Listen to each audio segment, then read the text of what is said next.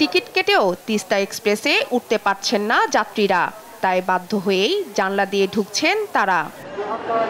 ভিতরে ঢুকতে না পেরে ছাদে উপরে উঠেন অনেকেই। দীর্ঘ ভোগান্তি এই ট্রেন যাত্রীদের। প্রবেশ করতে পারতেছি না, তার কারণে বাধ্য হয়ে এদিক দিয়ে এখন ঢুকতে হচ্ছে আমাদেরকে। হ্যাঁ, টিকিট আছে, এইটাই সিট। না, দরজা দিয়ে ঢোকা যাচ্ছে না, তার কারণে এদিক দিয়ে ঢুকতে হচ্ছে আর কি। সকাল থেকেই সময় মতো কমলাপুর স্টেশন ছাড়ে সব ট্রেন, ফলে কিছুটা স্বস্তি যাত্রীদের। ভালো লাগছে, অনেক জায়গায় দিচ্ছে, এক জায়গায় বাড়িতে ভালো লাগছে, সমস্যা নেই। বেলা বাড়ার সঙ্গে সঙ্গে যাত্রীর চাপ বাড়তে থাকে বাস কাউন্টারগুলোতে। কোনো রুটে দ্বিগুণ ভাড়া নেওয়া হচ্ছে বলে অভিযোগ যাত্রীদের। অন্যবার ঈদে ভাড়াটা 200 টাকাই নেই, বাট এবার আমি দেখতেছি যেটা ভাড়াটা আপনার তুলনামূলক 100 টাকা বেশি। আগে ভাড়া যাইতাম 150 টাকায় ভাড়া, কিন্তু এখন 300 টাকা ভাড়া।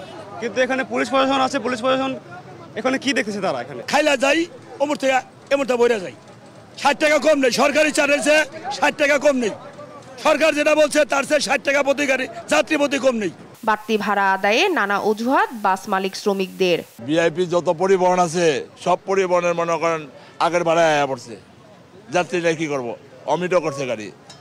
ঈদযাত্রার শেষ দিনে ভিড় কম থাকায় স্বস্তি নিয়ে বাড়ি ফিরছেন মানুষ। শিউলি রায়, দেশ টিভি, ঢাকা।